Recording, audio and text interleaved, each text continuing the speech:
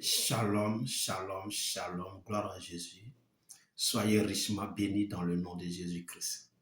Que la grâce et la faveur de notre Dieu vous localisent en ce jour depuis votre position et que cette grâce vous accompagne de façon exceptionnelle dans le nom de Jésus-Christ. Que la visitation de Dieu dans vos vies soit particulière en ce jour et que vous rendez témoignage à son nom en criant Hosanna, Alléluia, Alléluia. Merci de te connecter à moi. Merci de prendre plaisir à moi, de prendre plaisir à me suivre. Merci de t'abonner. Merci de commenter. Merci de partager. Et Dieu te bénira au-delà de toute pensée au nom de Jésus-Christ. La spécialité pour 2026, c'est quoi? C'est que je récite le verset, mais je ne donne pas sa référence. Et dans les commentaires, tu me donnes sa référence. Alléluia. Amen. Et voici le verset auquel je fais référence pour cette exhortation du jour. Il dit, bien-aimé, je souhaite que tu prospères à tous égards et sois en bonne santé, comme prospère l'état de ton âme. Alléluia. En tout cas, le passage est situé dans l'une des épîtres de Jean, dont je te donne des références. Alléluia, des orientations.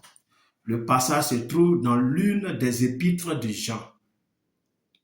Bien-aimé, je souhaite que tu prospères à tous égards et sois en bonne santé, comme prospère l'état de ton âme. Écoutez, bien-aimé dans le Seigneur. Quand on lit un passage, quand on lit un verset biblique, il faut faire très attention.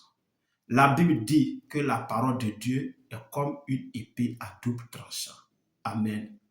Il y a ce qui est dit et il y a ce qui n'est pas dit. Amen. Quand il dit bien-aimé, on va considérer qu'il parle ici à des chrétiens. Amen. Il parle donc à un enfant de Dieu.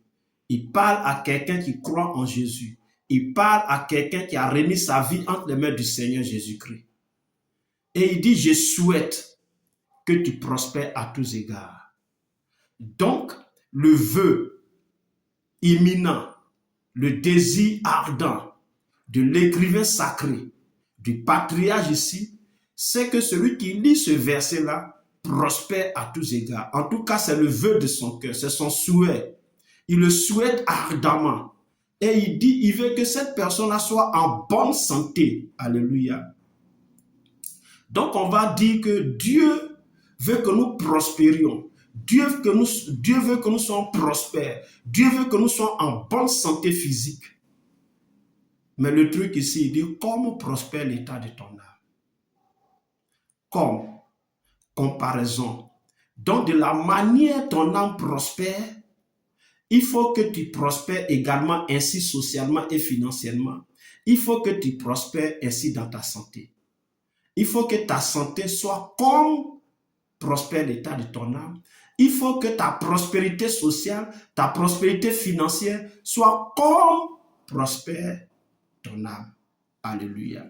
Et donc ici, il rattache ta prospérité sociale, ta prospérité financière et ta santé à la prospérité de l'état de ton âme. Amen. Je ne sais pas si vous me suivez bien. Alléluia. C'est comme la Bible dit, donnez et il vous sera donné. On versera dans votre sein une bonne mesure serrée, secouée qui déborde. Car l'on vous mesurera avec la mesure dont vous serez servi. Donc tu recevras en fonction de ce que tu auras donné. C'est ce que ça veut dire. Amen. Quand Jésus dit, ou bien l'apôtre qui a écrit l'épître dit, sachez-le, celui qui sème peu, moissonnera peu. Mais celui qui sème abondamment, moissonnera abondamment. Cela veut dire quoi?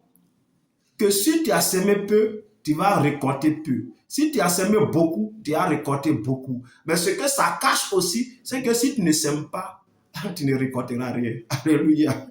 Amen.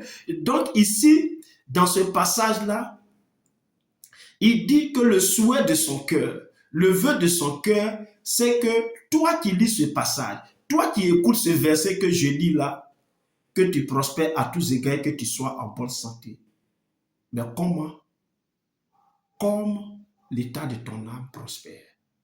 Donc, selon la prospérité de l'état de ton âme, tu seras prospère ainsi. Selon la prospérité de ton âme, de l'état de ton âme, tu seras en bonne santé. Donc, ta santé et ta prospérité sociale, ta prospérité financière sont liées à la prospérité de l'état de ton âme. Alors, quelle est la prospérité de l'état de ton âme? C'est la question à laquelle tu dois répondre. Est-ce que tu es encore spirituellement un bébé spirituel, un bébé, un enfant, un jeune, un adulte? Tu es à quel niveau spirituellement? Parce que ce qu'on donne à un bébé, ce n'est pas ce qu'on donne à un adulte. Ce qu'on donne à un enfant, ce n'est pas ce qu'on donne à un vieillard. Alléluia. Donc, selon l'état de ton âme, selon la prospérité de l'état de ton âme, alors tu seras prospère ainsi et tu seras en bonne santé ainsi. Si ton âme est donc malade, ta prospérité sera malade, ta santé sera malade. Alléluia. Pour ne pas me redire ce que j'ai dit la dernière fois, travaille donc à la santé de ton âme. Travaille donc à la prospérité de ton âme. C'est ça que tu dois faire premièrement. C'est pourquoi le Seigneur nous dit de rechercher premièrement la justice et le royaume des cieux. C'est lorsque tu chercheras premièrement, d'abord, la justice et le royaume des cieux, alors tout ce dont tu as besoin ici-bas te sera accordé. Amen. C'est cette parole que le Seigneur a mis dans mon cœur pour toi en ce jour. J'espère qu'elle t'a fait du bien. J'espère que tu l'as reçu. J'espère que tu l'as comprise et que tu vas travailler à cela. Dans les commentaires, donne-moi la référence du passage que j'ai lu. Bien-aimé, je souhaite que tu prospères à tous égards et sois en bonne santé comme prospère l'état de ton âme. Alléluia. Gloire à Jésus-Christ. Amen. J'étais déjà dans l'orientation. C'est dans l'une des épîtres des gens. Amen. Sois richement béni. Merci de m'avoir suivi. Travaille donc à la prospérité de l'état de ton âme. Et les autres vont venir. Si ton âme prospère bien, alors tu seras non seulement en bonne santé, mais en même temps, tu vas prospérer bien financièrement et socialement. C'était le petit secret. Que Dieu te bénisse. Merci de m'avoir suivi. Merci de m'avoir écouté. Sois richement béni. Que Dieu te localise par sa grâce et sa faveur. Nous sommes à la prochaine. Au nom de Jésus-Christ. Amen.